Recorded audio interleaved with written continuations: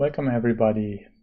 So today I will be doing some support work, so supporting users on our forum and maybe also fixing some bugs which were reported.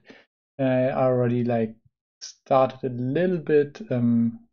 So we had one James reported one issue where we actually basically cancel ball search because one of his ball devices actually triggers an opto, which is part of a shot, I suppose, and that cancels ball search, so it will never find the ball. And what I did is I created a small change in code.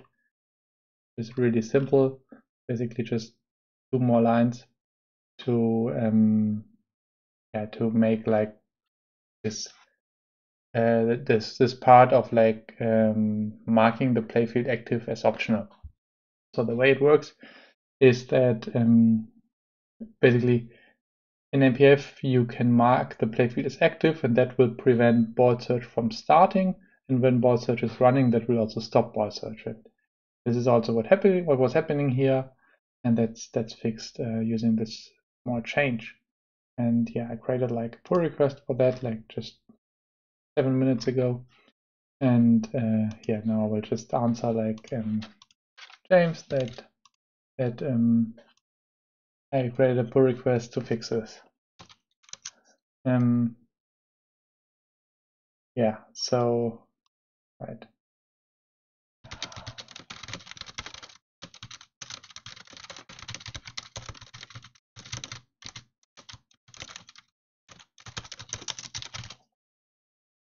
So that's the first thing, and there's a lot more here ongoing. And as you can see, I read most of it, but not everything. And let's see with what Ryan had. So he had some issues with the tutorial, where he got an error. And I asked him, basically I explained what the error did, but I have no idea what his issue was so far. So yeah, okay. Because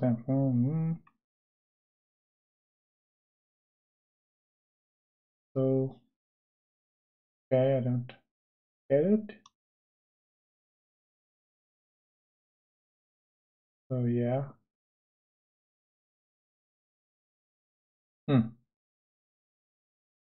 Interesting. So I guess he had some issue here somewhere. And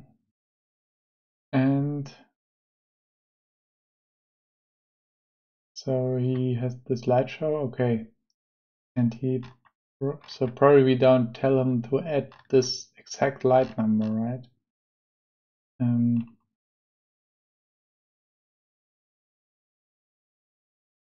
So let's write it for him here. Explain it a little bit. Which lights did you add as part of step 2? Those need to be the names which you are using in your show. Otherwise, it will complain that NPF will complain that it doesn't know the lights. Not know the lights. So I guess that would be something which we could improve in the documentation. So maybe we can go into that and have more look, because the tutorial is the first touch point for users, so it should be as good as somehow possible, right? And yeah, let's make sure that it actually is. Yeah, so the way this works is there's a repository for that, npf docs, and there we organize the documentation in a lot of folders, roughly the way like the menu is structured. Oh, welcome. Yeah, I mean that's like there's like a lot of stuff, and we always like keeps adding stuff because new users will find like new obstacles. Yeah, so like this is really valuable if you find stuff which bit you where you found or where you had issues, right? It's very valuable to add that. But for example, in this case, let's just do it. So we will go like in the tutorial folder, tutorial, and he has been at step 17. And this is how like restructure text looks in a good IDE, so that kind of knows what's going on. And so basically he struggled like in step 4, where we tell him to use like light 2, light 2 and light 1, and it's already wrong here because the highlighting is broken, and also like they are called L underscore light 1, right? Not light 1 and light 2. So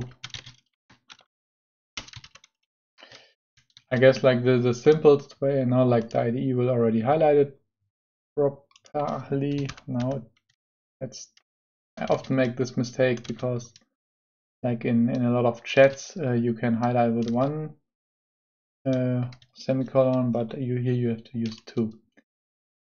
That's how it should look. And now I guess we will just put a line here in the following. We assume that there are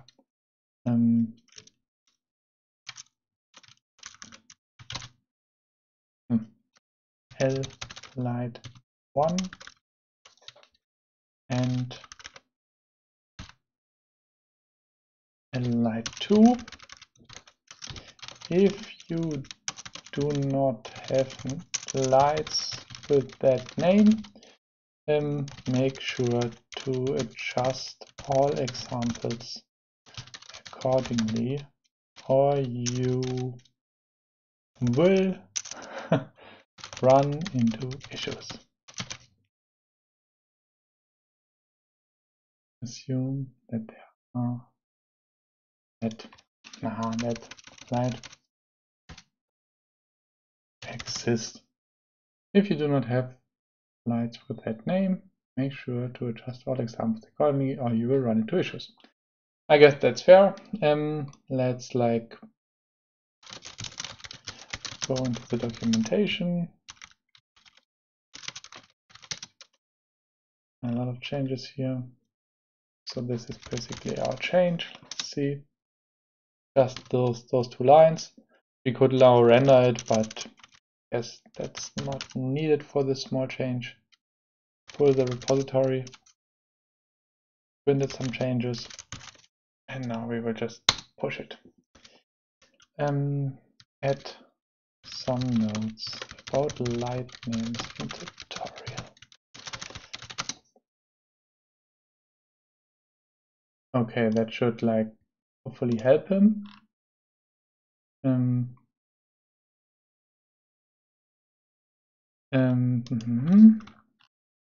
Now it should. Oh, I already posted it. Okay, so we handled the second one. Let's see what else we got.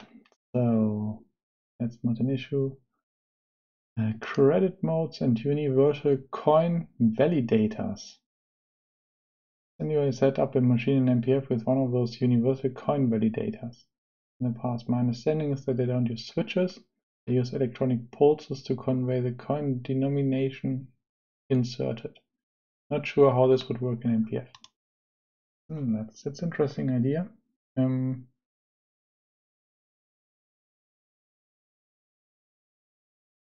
So yeah, I got like one of those from China actually, and it can actually learn coins. So it's really cool. You put in any coins and it will, so like you need like 10 or 15 coins of the same value, and it will learn how they look. It's really cool. And I guess that's probably similar here. Up to 10 coins per second. Okay, interesting. Yeah, I think so too. So at least the Chinese one, that actually you could just program like how many coins, how many pulses it would give, how long the pause would be, and also like how fast the pulses are, right? So like this, yeah, I mean that requires some code. I mean, Greg is like, yeah, you can see from the logo where he's working. So, and that leaves it for you. Yeah, really, $1,000 for just a programmer. That's crazy. And at the end, it will just speak like serial, I guess. That's crazy. Yeah, like the Chinese one, it had some buttons and it was really tedious to program that, but I mean, it worked for like for testing it. We at some point wanted to add those to our machine, but we never did.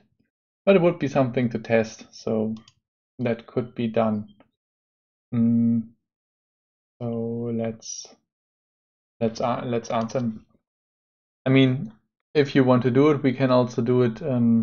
But now, I'm not 100% sure, to be honest. So I don't know, but I guess I just guess because like Fast has like a new like they brought out like some segment displays recently, and yeah, I think they even announced that they are using Fast, and that's I mean theoretically they should like be able to write a separate framework, but they wrote like their first machine with MPF, so I would guess that they used the MPF for the second machine as well. Also, like it's a relatively easy machine according to the rules, so it should be not too hard to write that with MPF. So yeah, yeah, yeah, you're right. He asked some questions, so he probably at least is working for some game with MPF, right? So might be this one, might be something else. So yeah, so we don't take donations at the moment, so it's a little bit tricky to donate to the project. I did some commercial work for them, but like small scale, or like some finishing of the machine in the system engineering part. But uh, yeah, I mean, yeah, we could, but then like, how do you distribute donations, or what do we do with donations, right? So that's like a little bit tricky. So then people want like to talk about what to do with money, and stuff gets complicated if you take money into the equation, right? So like, I mean, for what should we take money? I mean, we can print stickers or whatever. I'm not sure. So then I don't know. Then you need like a foundation and people managing the foundation, and I'm not sure. That's tricky. Yeah. So like that's why I do some commercial stuff if people want that. I will totally do consulting and stuff like that, or training if people want, but like not such a huge community that it's like needed for everybody. And then I mean I do not charge them too much. I charge them a little bit of money, so it's then my fun money to spend on beer or something. But that's it. Like then that has like, but that's a defined scope, right? That's fine. So I sell something, has a scope, it will be done, there will be an invoice, and it's over. But like for a project, then people give you money, it gets tricky. So that's why I don't want to do that. Yeah. So like Yeah, so I guess like I think it's exactly as you said. So usually those validators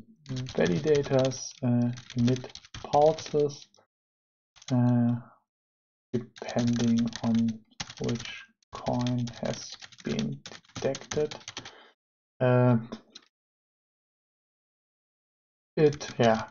We probably have to add some code to count those and convert them into coin input. I got a cheap Chinese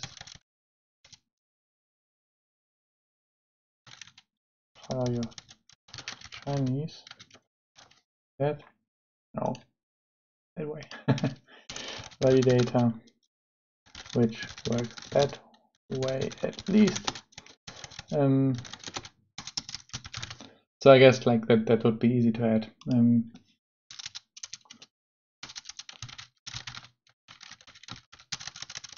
This would be worth to add in NPF. Let's just create an issue for that.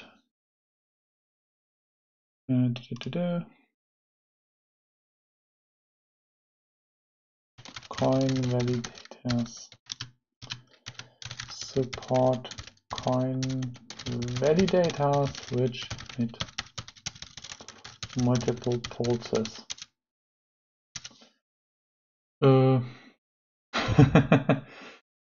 Yeah, maybe. So I guess like the Americans, they are all still in bed. So and there are not so many Europeans watching. But it's nice that you joined me. I thought I would like hack on stuff anyway, so I could also stream it and have some people participate. But I'm really happy that you joined. So I mean, as you probably noticed, I'm a little bit experimenting with what works and what doesn't work. So it's not that I'm like a professional streamer here or anything like that.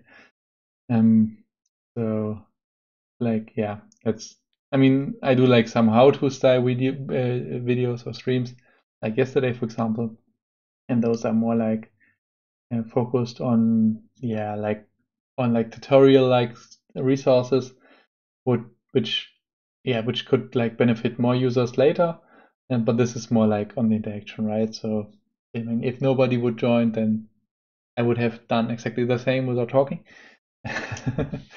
But well, so welcome. I feel honored that you joined. So we got like some issue here. Oh, that's nice. Yeah, so yeah, like I don't have the OPP power filter board. I still got like the Lizzie stuff, which I actually bought, and I tried like only the CPU, but I never built the board because like it's for like those System 9 to System 11 machines, which is really great stuff. They developed that, but I never actually built the board. And I also thought about like building like or doing a stream on like building the hardware. It's super simple. It's all through-hole stuff, so it's easy to solder. And I got like my small workplace there. It's a little bit trashed, but it's my my electronics desk, and this is just my IT desk. To separate this a little bit, but that would also work. But I'm not sure how interesting it would be. But maybe for some people like which are afraid of soldering this kind of stuff, so that's usually nice. So even like your soldering stuff, that would be something you could put on YouTube for people to look at later. So yeah, why not? I mean, it's not that like I will get rich by streaming. That probably won't happen. There's not enough people in pinball to make me rich with that. So yeah, to me it's just like for fun and maybe a little bit for outreach, but mostly fun. created an issue for that. But maybe we can do this later. I will think about it. Sometimes I have to think about like a few minutes about it and then we will do it. So James wrote a lot of stuff. Yeah, as he noted. And him to figure out the proper way to easily change the X and Y positions of a widget using a variable. Want to use a real-time variable. Ah, okay, yeah, I see what you want to do. Yeah. It's super hard. I mean, that's also like for all the documentation stuff. I mean, I have no idea how many people are using it and how many people are reading what. I mean, we run some like, I think we got Google Analytics on the docs, but still we do not have like thousands of views. They're like, I don't know, a few hundred a month or something. And so I don't really know how many of those are like real users and which just got there from Google for some reason. But I mean, we just like some pinball community, and that's what we do, and that's how we roll. Let's see, maybe it will help somebody. So what's he trying to do? So he wants to use a widget player and wants to have like variable X and Y coordinates. Okay, yeah, that's tricky. So that is a bit tricky, unfortunately.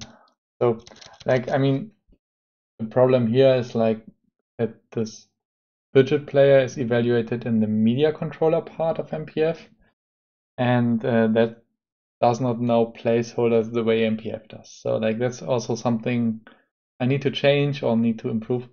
So like that all the stuff is evaluated on the MC side, and we will send over all the evaluated values. And that's yeah, something which hasn't been done. I mean, already told a few times. I did this prototype media controller where this is done, and I think Anthony is working on it a little bit at the moment, but that's not like production ready at the moment. So yeah, on the C side of things, you can use, now the trick comes, like now you can use shows to move it to the MPF side.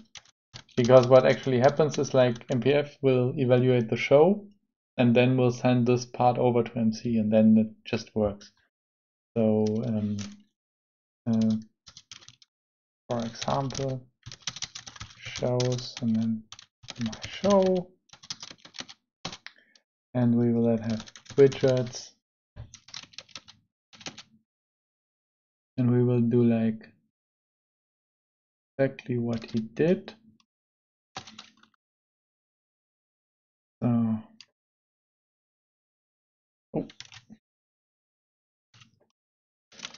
and then like, oh no, we don't need this, right? Show player and his event in all uppercase, and we run like this show. Now we can put in show token, show tokens. Yeah, not completely. It's complicated, to be honest. So that's basically separated into two parts, and that's also part of the issue. And I can show you actually. Not tested, but it works like that in. Yeah. Not in theory, even in practice I know I use it this way. So I can show you that. So there's actually two parts. So there's like widget player, and if you look at it, it's like it exists two times. And one is like as a plugin, so MC as like a plugin for MPF. And that's only this. As you can see, it's almost empty, it does nothing. except like triggering stuff in MC. And now this is like the MC part, and there's like a lot more logic here. And I guess we could move some code to this plugin and then it would work. And what this does is that it will this will send over events only, and this stuff will then be evaluated like in MC.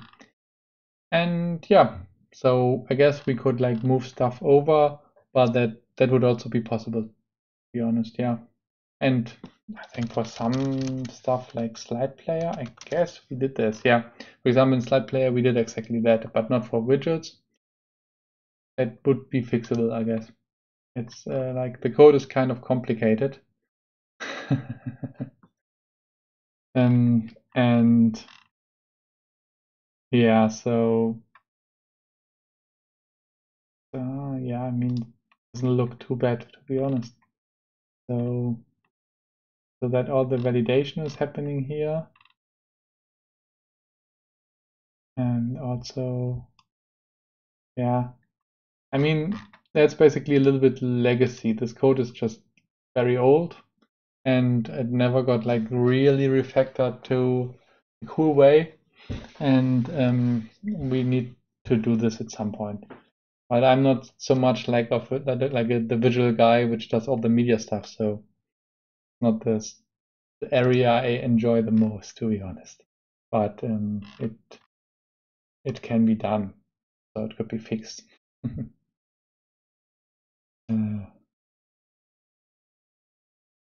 Okay, yeah, that's basically Ryan. He asked for if there's an online updater. And actually, so we support like what's called like callback script. So you can call a script from service mode, and that can call into your updater.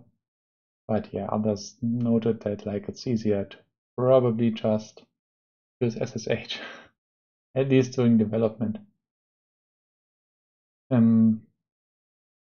Yeah, and that's basically, there are a lot of ways. So like if you run embedded Linux, they usually got like some update ways, like OS tree and stuff.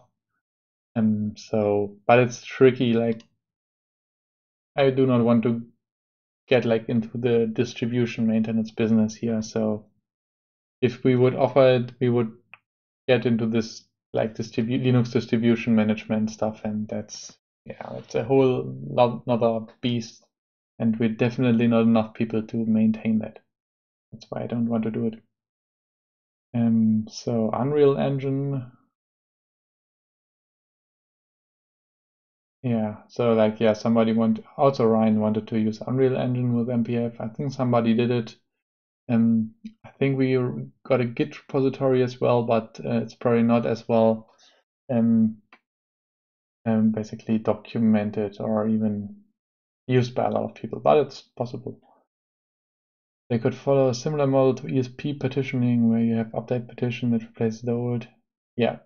So like there are like a lot of ways. For example, OS tree is one of them, and what that actually does, it's kind of magic. So when it starts, it runs like symlinks for all your files, and then that way they can download new files and switch it atomically on boot. And you can also go back to the previous like state without using two partitions. But there are also like ways in where you can do it like where you can switch partitions, right? So there are a lot of ways. So if you look like Yocto online update, I think it's called system update. So like that's one of the way. Yocto is like one of the distribution builder, and now you can see like that's just what they support out of the box with all like the different trade-offs here. So like OS tree, in my opinion, is like the most common one, which is used like also like in automotive for your car updating stuff, and you also see that like in a lot of embedded devices. For example, my phone does it, like my desktop voice over IP phone. And but there's like a lot more. There's also like top on stuff on top of OS tree, and like there's like a lot of stuff around here, and that's only the stuff which is supported out of the box, and there's like a lot more. So maybe I should just post it. So, but I mean, no, that's probably not.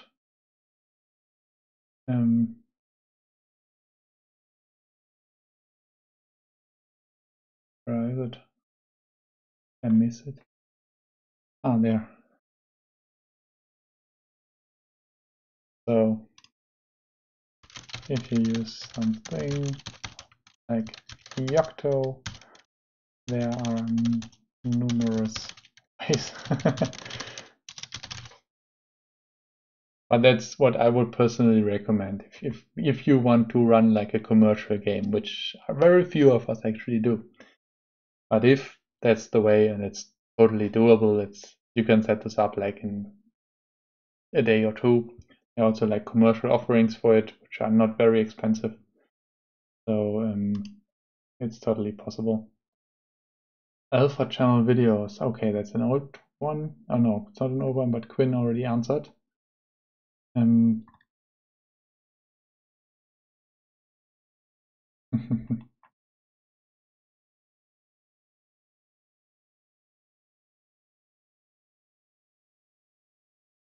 Yeah. So I probably shouldn't answer this, but in my new media controller, one of my goals was to actually support alpha videos, and that actually works pretty well with GStreamer. So it's technically possible, but in Kiwi that would be like a little bit of work. But I think Quinn offered that he would do it if somebody really wants it. So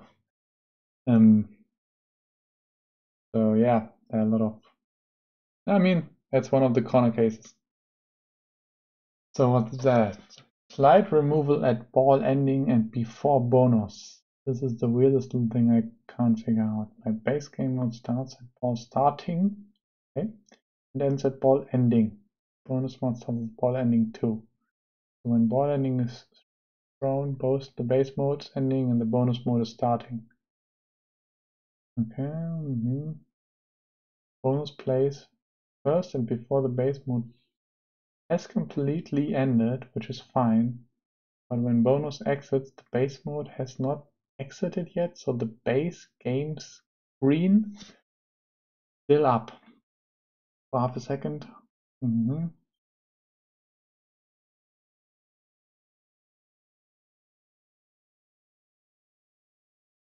I guess that they are still, because like, yeah, okay, this happens because like the bonus mode, it basically delays the ball ending, and for that reason it will actually stay active, and that's probably the reason.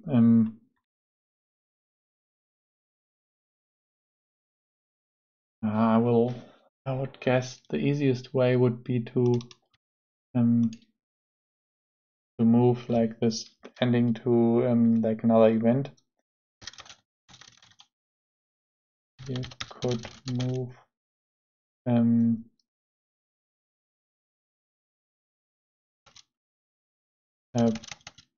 the slide removal to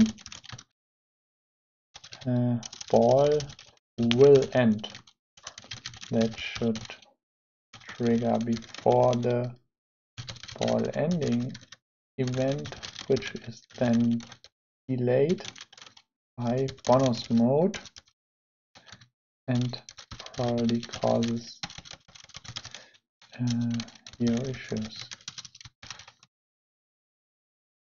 So I guess that's the reason here.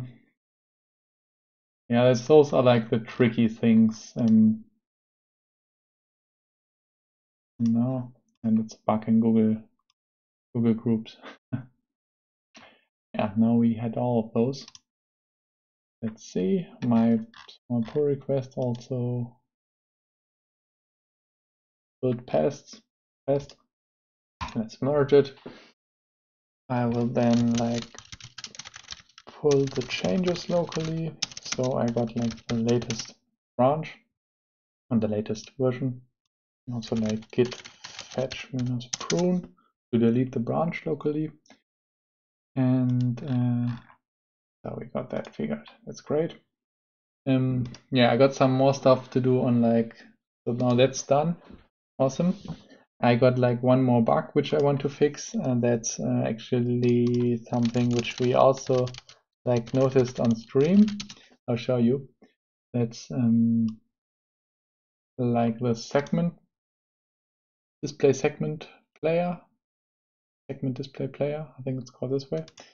And that's if you show stuff on the segment display, then those are all fine, but here the colors are off by 1, and that's not so great for some reason. We lose 1 color. I mean, we can look into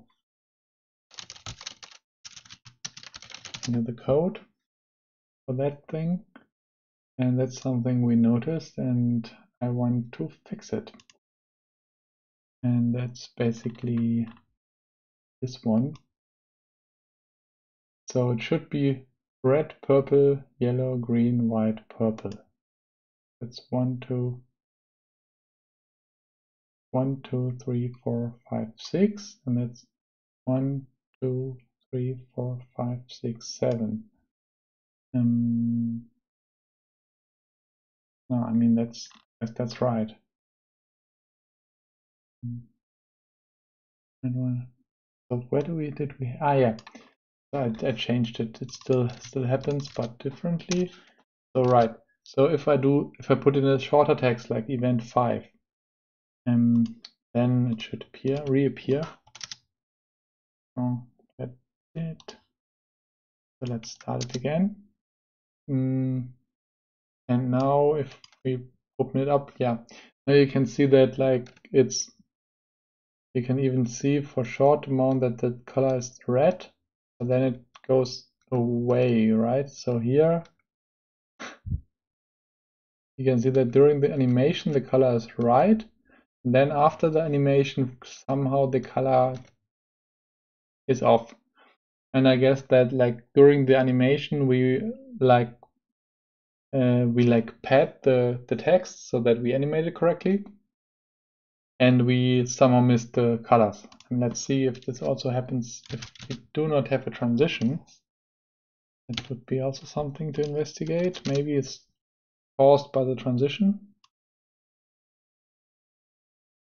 I implemented the wrong one. And let's see what this gives us. Yeah, probably, but it should not, in my opinion. It should be applied to the text. I mean, yeah, it works if we do not have the animation, and it works exactly as it should. But if we got the transition, then it breaks. So that's actually the cause, and I refactored a lot of code, so probably messed this up somewhere. But yeah, probably. So let's go into it. So first thing we will do, we will add some small unit test for it. It's always a good idea. And it's in segment display. Let's copy this file into a new one. It's config colors. So we got a segment display 10, that's fine. And then we will push some stuff on there. Makes sense. Let's copy this. On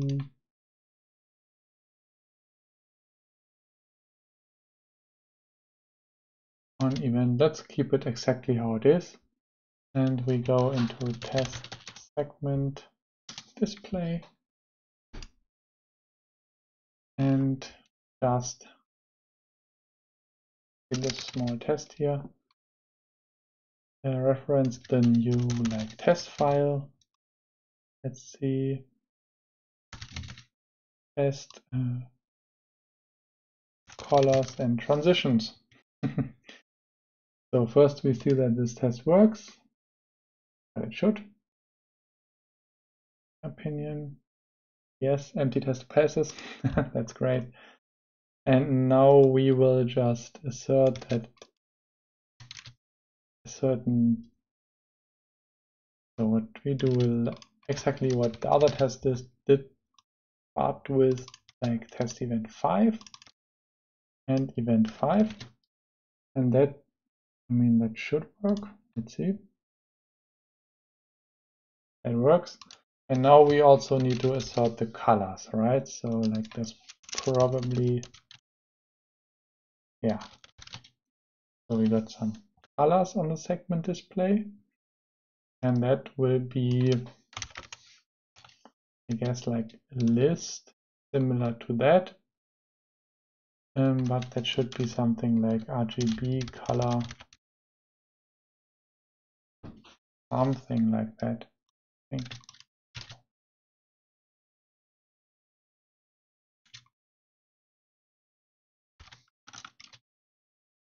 So that's what we would expect.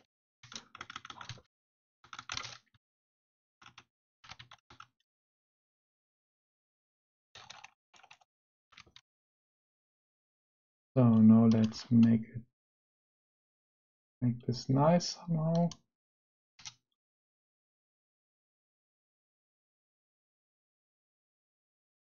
Why is this unhappy?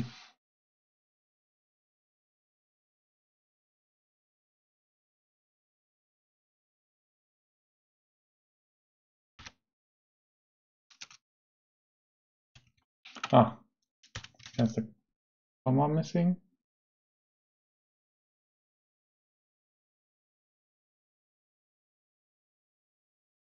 Okay, the IDE is happy and I'm happy too. That's interesting. So this passed. Let's try it. This already is used. Okay. It still passes for some reason. How can that be? Oh, that's because I did not rename the test.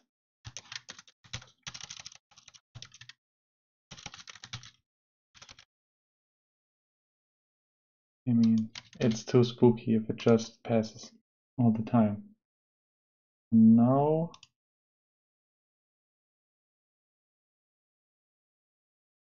flashing and transitions, no. Ran the incorrect test, so let's run this one.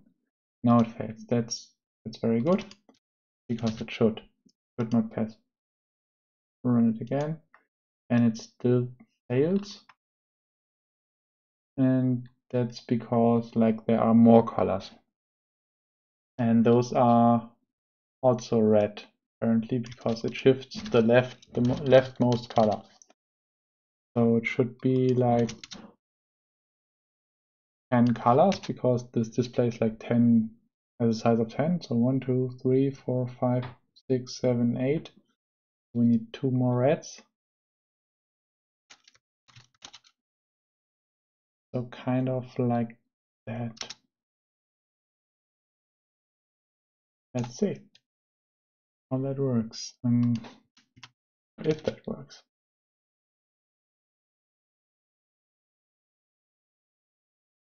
So 4 reds, 1, 2, 3, 4 is reality.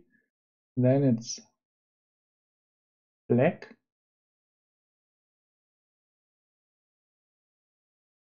Yeah, it's right. There's white. We have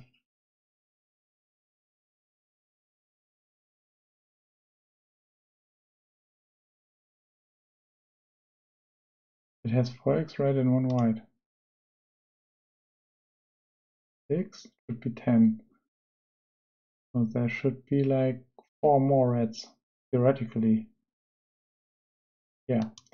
And that's because, like, let's put this out for a minute and just like start the simple test.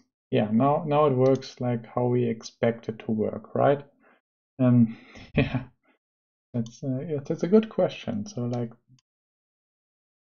let's change the test a little bit. So we first run this with like just the text, and then we will run the same thing again with like a transition. And we will have like event 1, event 2, and I mean the end result should be the same at least. So we run event 1, it should say event 1.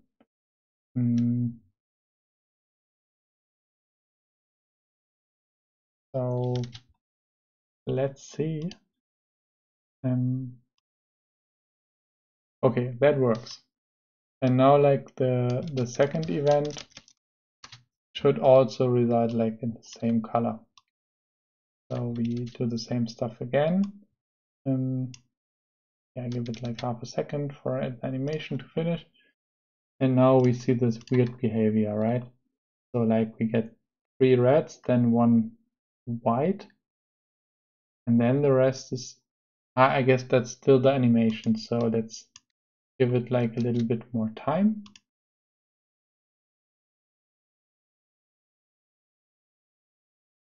Still the same. So what's this? Not even what we get here, right?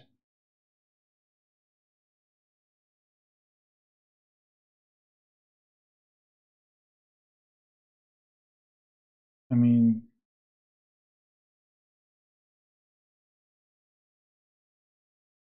test event 2.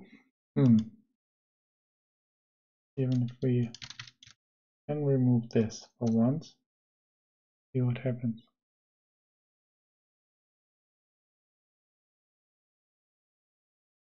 Okay, so that's purple. So the color is purple, which we are seeing here. So this is all purple. We see red, red, red, red, white, purple. And that's white, purple. Okay.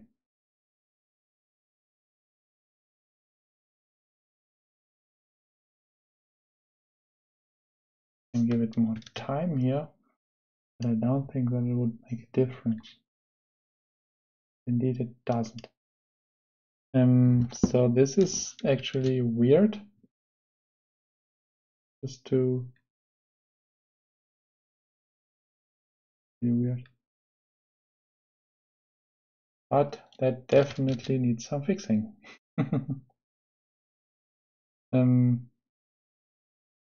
Time for this event, you mean, or I mean,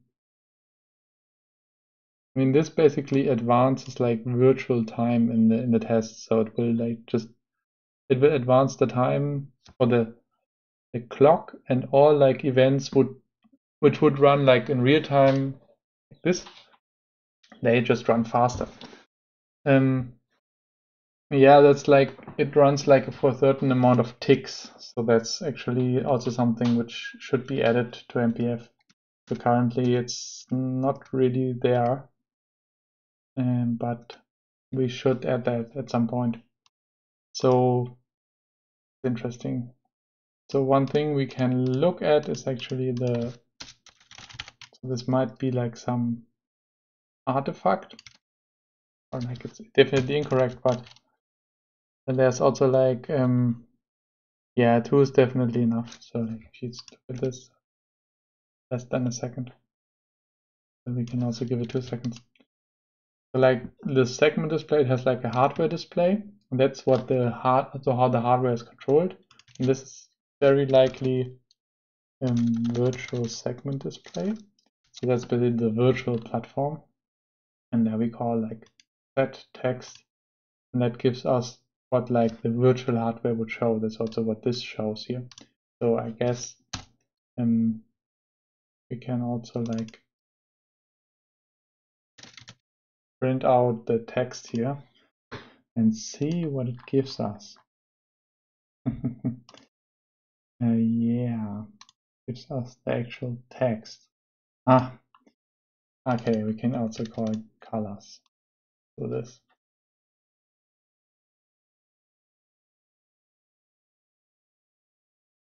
So yeah, the virtual display looks exactly how we would imagine it to look.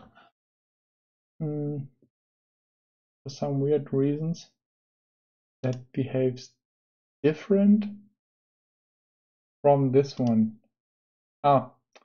Probably because like this is size 10 instead of 7, and for some reason it goes even it becomes even worse. So maybe if I change this to 7, this should look like the same. See?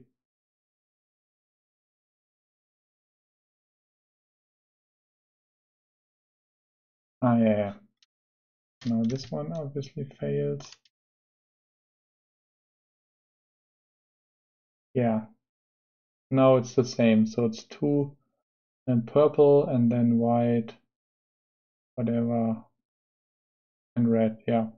So now it's just off by 1. So I guess the issue is like worse than I thought. So it's actually like not off by 1, it's off by like a lot. So that's the problem is definitely real. And now we have to figure out why this happens. So that's not correct. And we will like investigate this. So definitely we go into the transitions. So like let's start in the beginning. So what we do is like we run like add text. It calls add text entry. It will like add this text entry on the stack, and then we call update stack. And that's where like all this magic happens. And this is like, yeah, it does a lot of stuff. And what it first does, it gets the top entry on the stack, so the highest priority entry, like what we always do. And then it will also run transitions for that. And one thing it will do, for example, is like it will start a transition from the previous text or whatever into the new text. And we will give it like the top text entry colors and top text entry text. And that's actually good. And here we got like 2 functions which are expand colors and expand colors to the new text length. The new colors to the new text length. The old, yeah, that makes sense. So it expands all the colors. And I mean, it makes sense. That doesn't mean that it necessarily is correct. Let's see what it does. So, and it's probably related to the length of the text. I guess like this one is shorter, right? So we will have like a shorter target color. And now like the transition runner, like that's the thingy here that runs the transitions. Let's see what it does. It gets the transition step. That's then implemented by all transitions, for example, the push transition. So what does it do? So it gets the current display text and the new display text. We recalculate those every time. Yeah, let's see. I guess that we mix it up here somewhere. So we get the current text, okay, the length of the text, text color.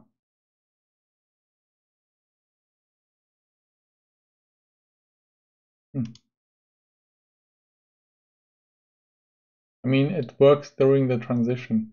So I guess like the problem happens afterwards. So it looks, I mean, you can see that during the transition, everything is kind of fine,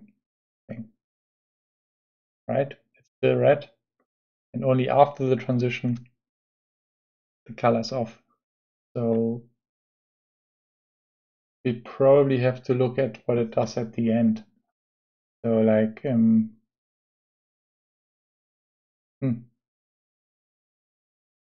so like there's some code if this transition ends, stop transition.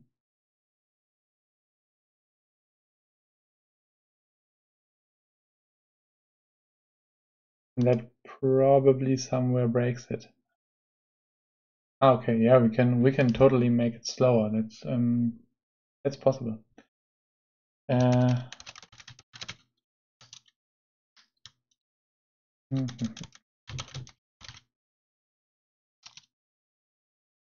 So there's like flash frequency.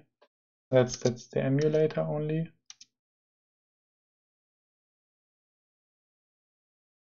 Side segment displays. Yeah, default transition update hertz. That's how fast it updates, and that's also how fast it is. So what we can do is like we can do it like 2 hertz, and it will be really slow. And run this again.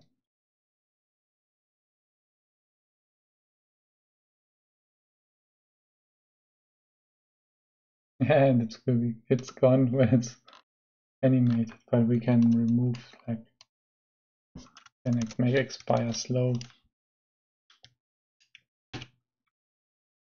Let's see.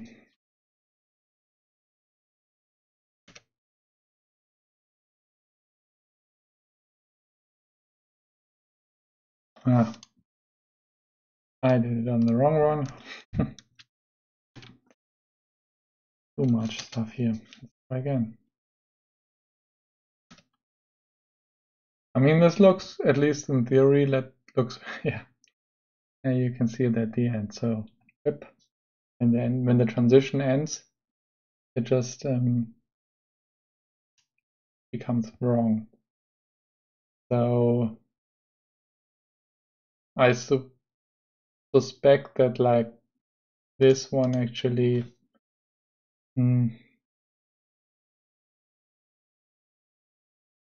that this one actually causes it.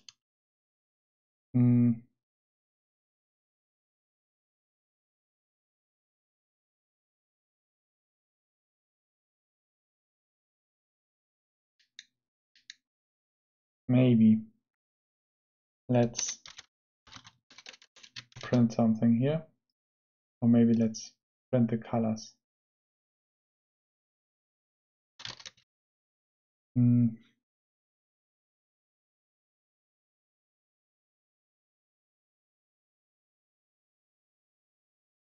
that's actually the right one. Yeah, right. That's actually what we got. So that this happens before, well, probably at the end of the transition. So this definitely somehow works. Template.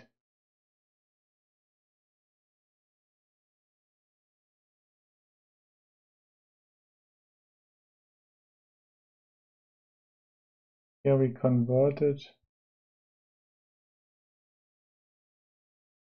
I mean, that should work. And now we update the placeholder.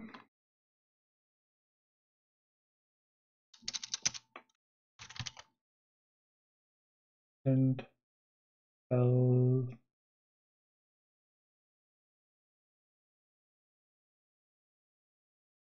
I mean, we do not change the text, right?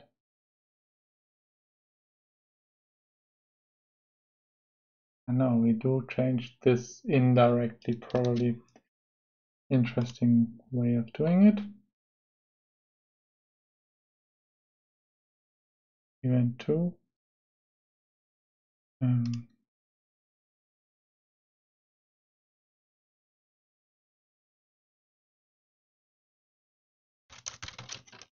Let's also output like the colors.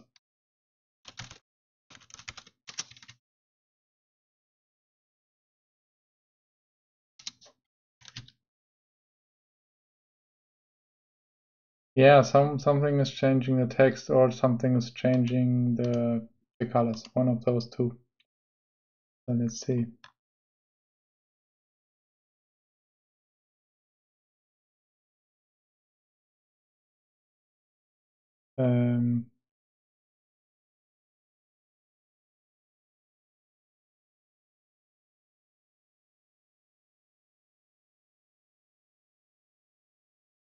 So here we see our entry. And this entry has like text event 2, that's perfect. And it has like this fact color order. It's also good. I guess that we will actually, in most cases, pad the colors. But maybe we do not do it in this one place. That might be like an issue. And let's see. So we add the text entry.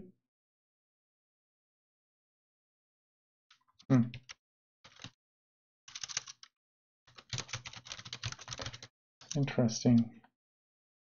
So if we add something here,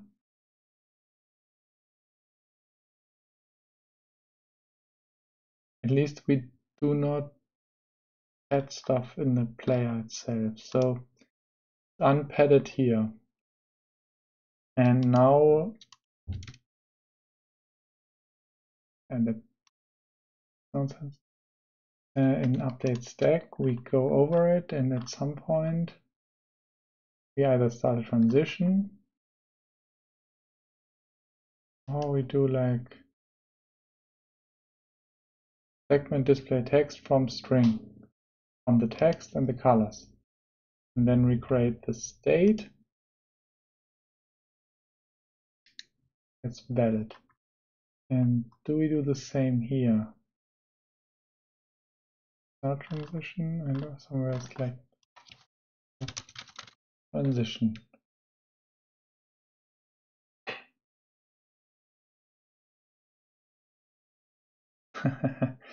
The scenario you want to treat it like two separate one color LCD displays. No, fortunately not. So, what do we do here? I suspect that this is actually the culprit here. Let's try if we remove it, if this will work without it.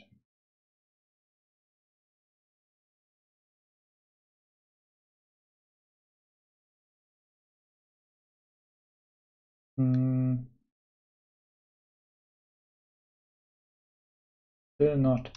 So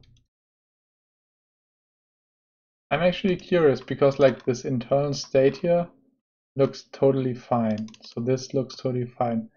I want to see how this internal state looks here.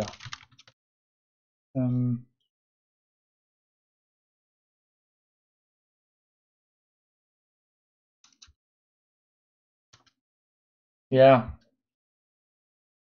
that's correct. And that might be actually the issue because in other places we actually pad it, and that might be like really the issue here. So what's the difference here?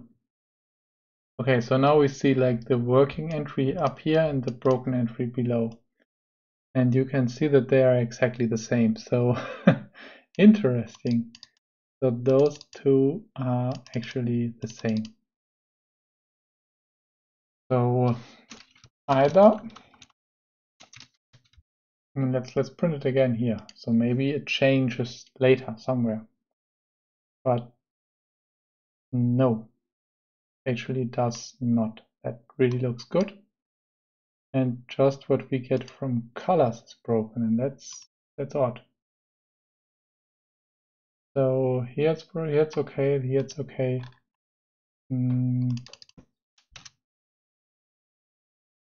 And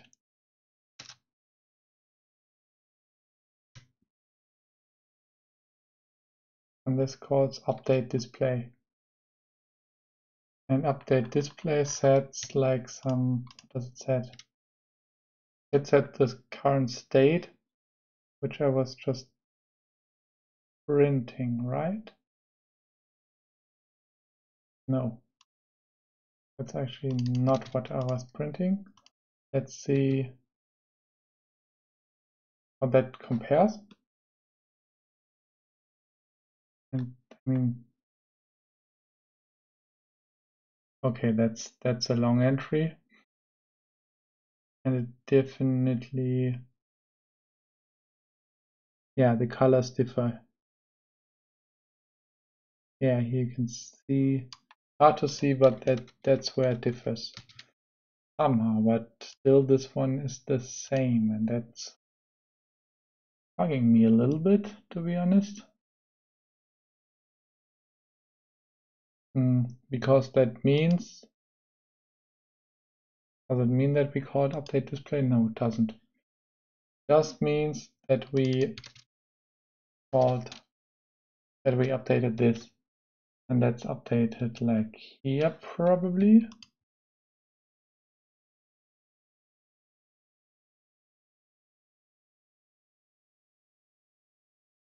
No.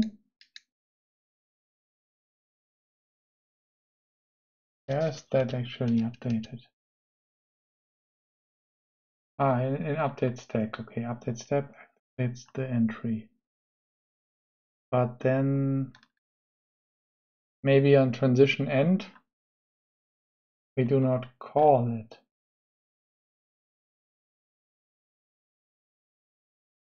No transition.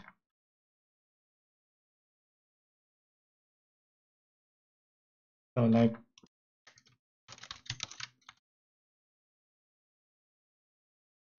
when do we call stop transition?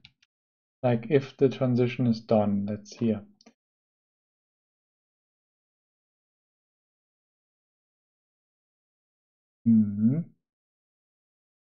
And I guess like we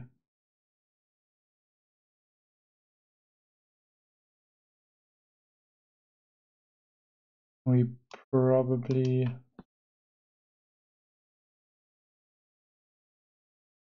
need to call like update stack somewhere here.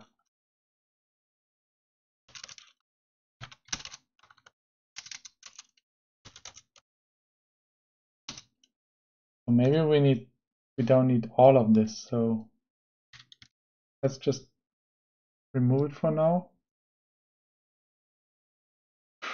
Okay. Now we even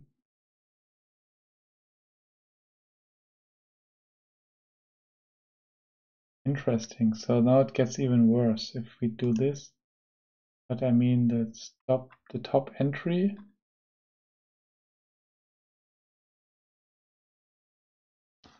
It's printed before that. Now I'm really curious how this looks.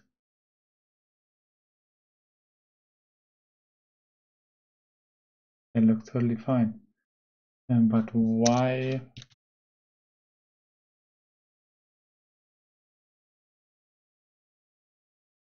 Because it probably doesn't do anything because it didn't change, I would guess. So because current stack entry is like top stack entry.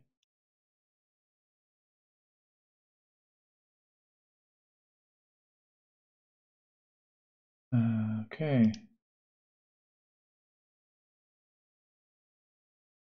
But at the end, we probably want to do something like this. So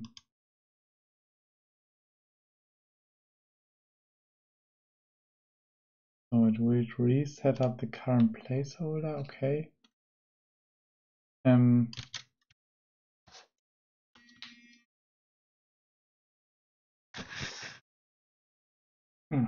So now my phone is ringing, but doesn't matter. I will answer that later. Okay.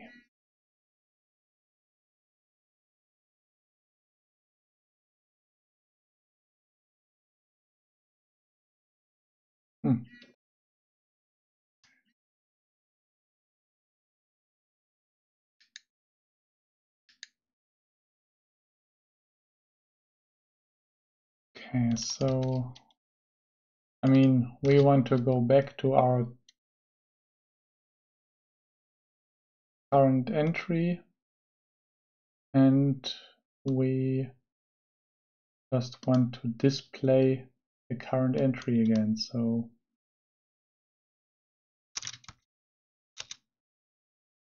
it should be really simple, but for some reason it's not formatted for now.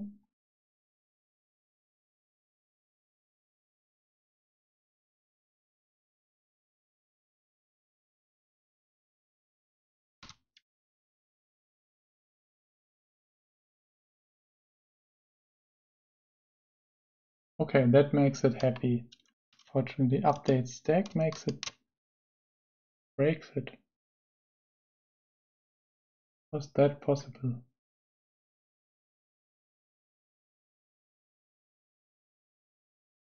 Ah, yeah, that's because like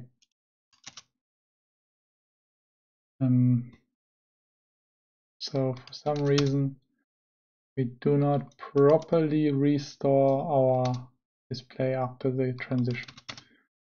So this definitely makes it happy. Good.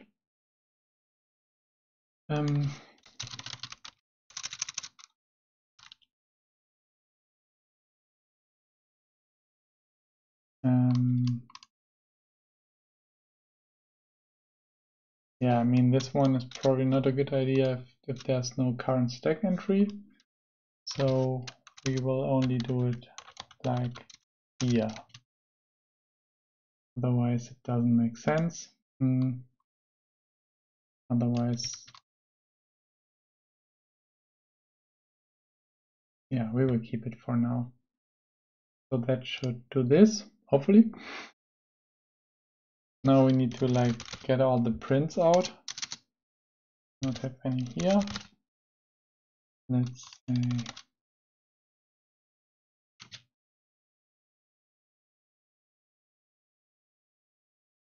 okay, all happy. And that's great. Let's see if all the other tests are also happy. And let's just run as a segment display test for once. And check some coding style in parallel. Oh, one test failed. This transition with player. So, yeah, probably now it has 2 more calls.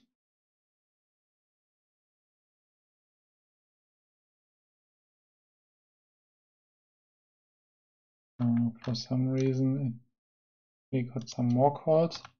Let's see if I remove it. Probably one in the beginning and one in the end. No.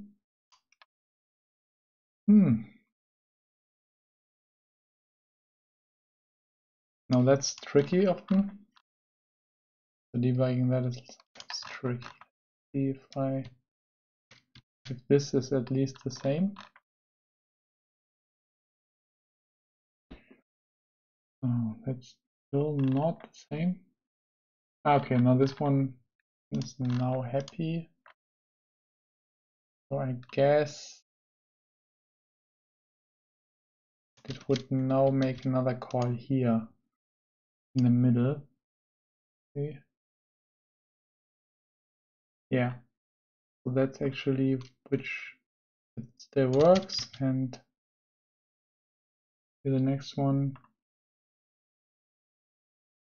now it doesn't find that one.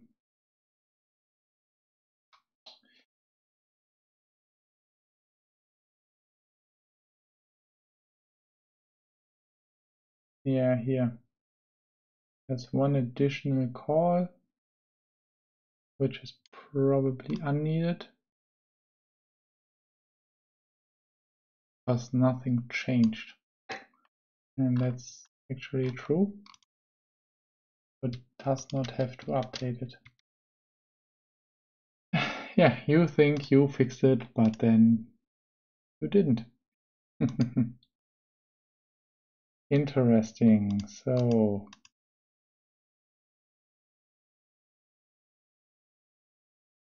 yeah, and there's like, this is not super great what I did here, but at least it fixes the issue for now.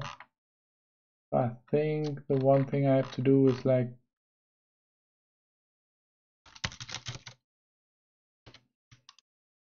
we got some code. I recently had this issue also. It's like we have to see if we actually change the flashing state or not. And because if it does not change, we do not want to change it. So like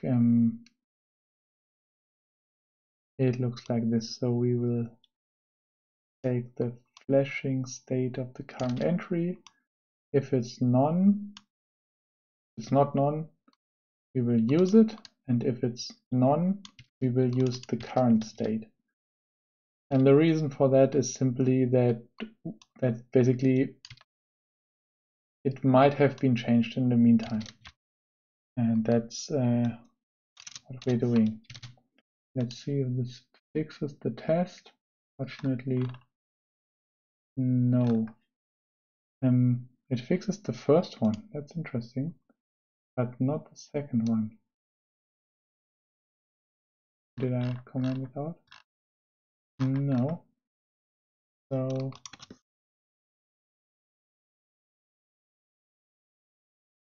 okay, that's one additional call at the end. Probably at the end. So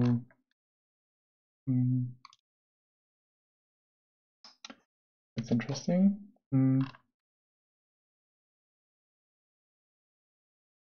So for the second, one, it got like, yeah, that's this one. Okay, that fades in, that fades out. Oh, there's even more. Maybe let's break it intentionally here. I want to see the difference. So where's the additional call it made? So it looks like on the last one, it did.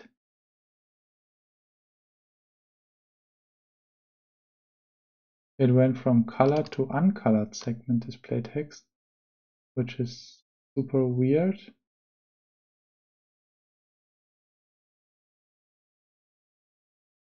Oh no, that's probably super correct, because it might actually be correct. Let's see. Yeah, that's actually super correct, because before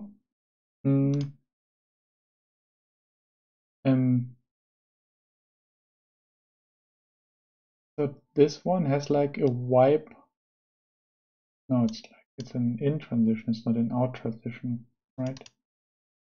So it's not actually.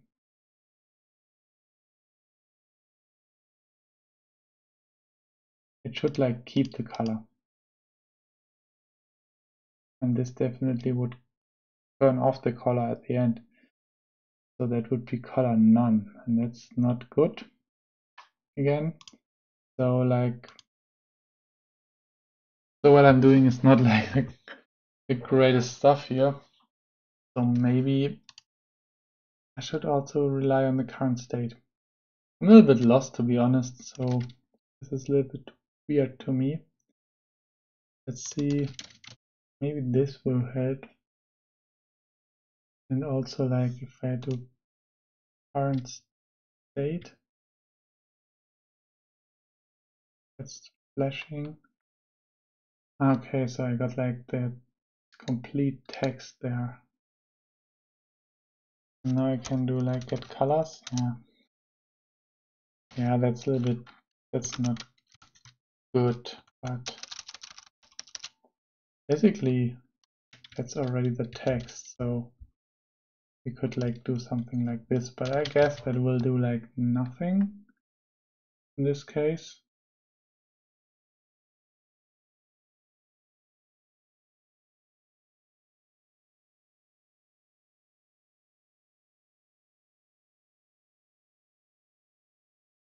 So that's, no, I mean I didn't intentionally broke it, right?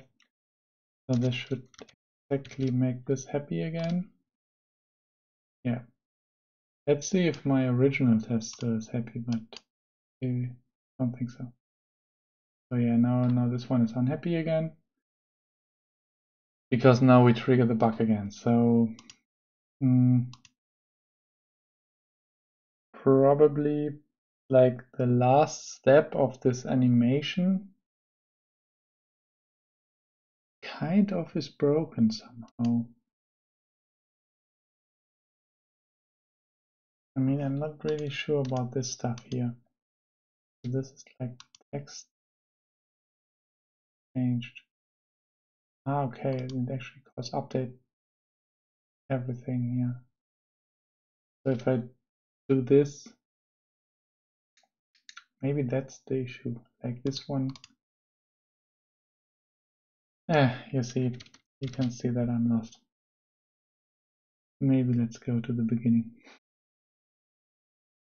Yeah, if it's too boring for you, I mean, just leave. Don't worry about me. This is always interesting stuff if you're debugging weird bugs. And I'm currently let's see. We want to run just my one test. And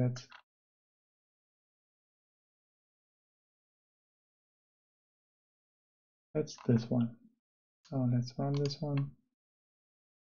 Totally breaks again.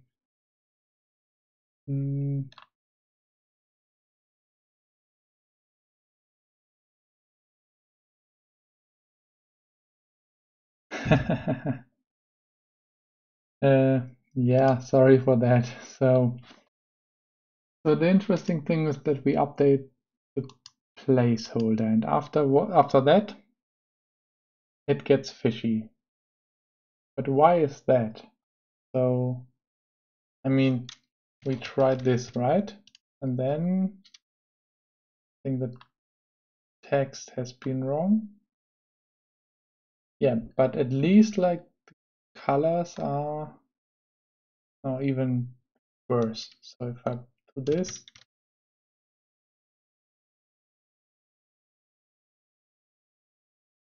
oh yeah, no, no breaks. See. Okay, if I remove this set color, it works. So this is kind of related here. Let's see if I do this, what will happen then? That still works. So I think we need this one, but this one is just bad. That's pure bad. And because like set color has different semantics for some reason. So maybe the easiest stuff is just to remove this one line. It's often that easy. So because I didn't notice that we call update display here, and yeah, that just updates the text, and there's basically no reason to update the colors of the animation. I think. Thanks. Yeah, that's true. So that actually makes everything happy magically. Let's see. I mean, I can imagine that we also need to restore the color in some cases. But I mean, we will want to keep the last state from the animation, right? And this is just to update the text, and that's totally fine, I think. So it actually makes everything happy. So let's try if it actually works in reality.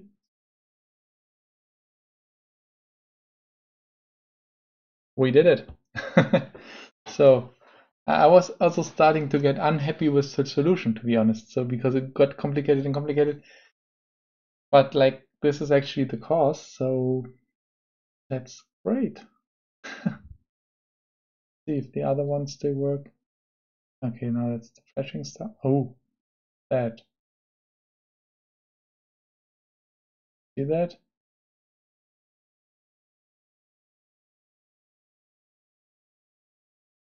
So like that's my fade in. Totally makes sense. Now it expires. A few seconds. That's been really a good idea to make this slow, because now you can see all the issues. So it should go away, right? But now you look at this one. It flashes, but then weird things happen. That's really weird. What does it do? It's While flashing, it's red, and then it's transition out. And this one goes into weirdness, right? So like, just the transition in. I mean, I will make this a little bit faster again.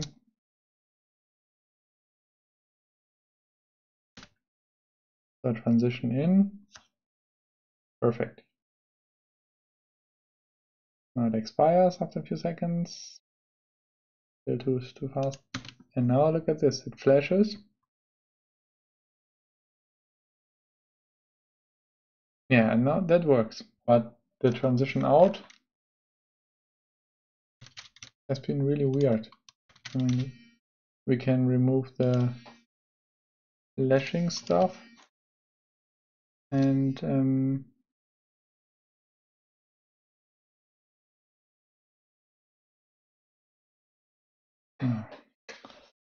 give me a second, I have to check my phone here. Let's unfilm my camera.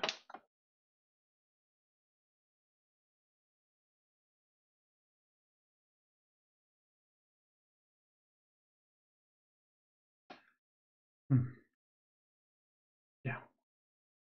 Sometimes it's not that important. But people are trying. Okay, but that's weird. So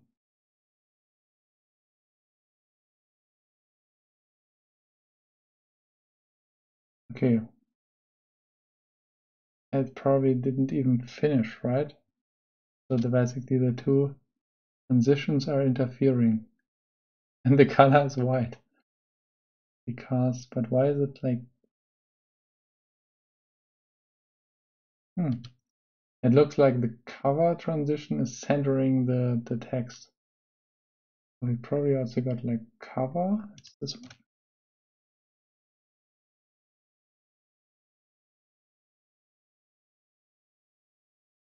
Yeah, put it to flashing.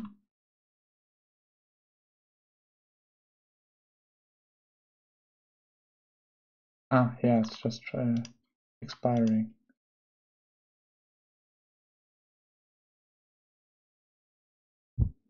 That's weird if it expires during the transition. Really looks also weird, to be honest. So that would be also something to look into. Too many corner cases. Yeah, I will just note my corner cases down. That's something for another day, I guess, and not for today. And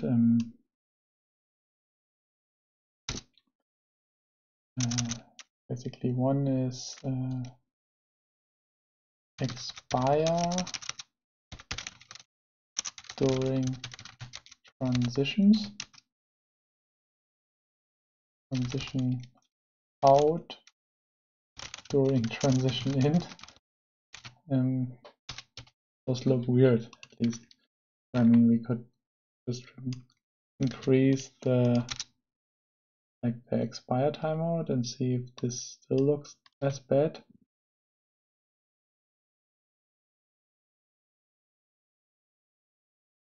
No, that works perfectly. It just jumps a little bit. So this is basically overlapping transitions, so that's fine. And usually you wouldn't see it.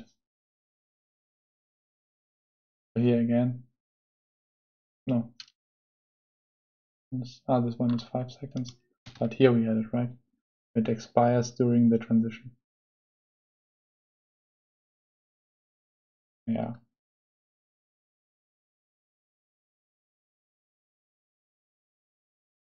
Nice.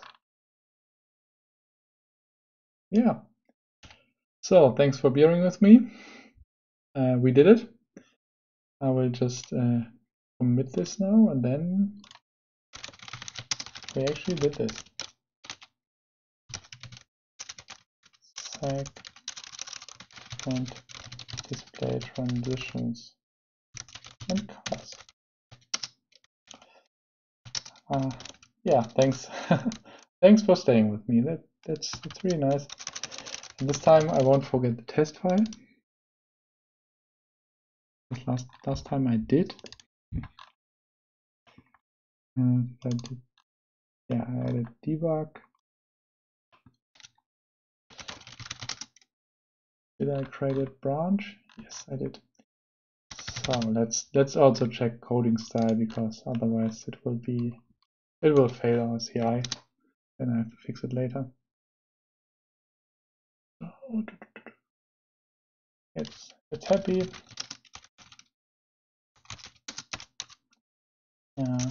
Fix transitions in segment displays. Fix colors in transitions displays. I mean, and the funny thing is, at the end, you can look at the output of like 1 hour, and it's just one line, one more line. Let's look at the pull request.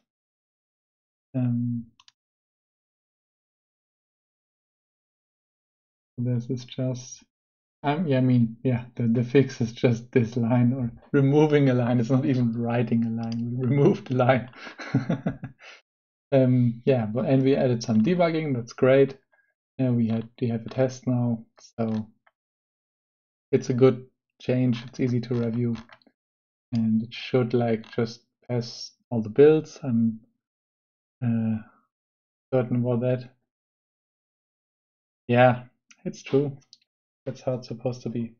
It's like a textbook change, right? It's a small change with test and everything. So yeah, that's how it's supposed to look. Sometimes it does, sometimes it doesn't. Yeah, so it's probably like even in the late night for you, right? I guess it's I don't know, around midnight somewhere in Australia.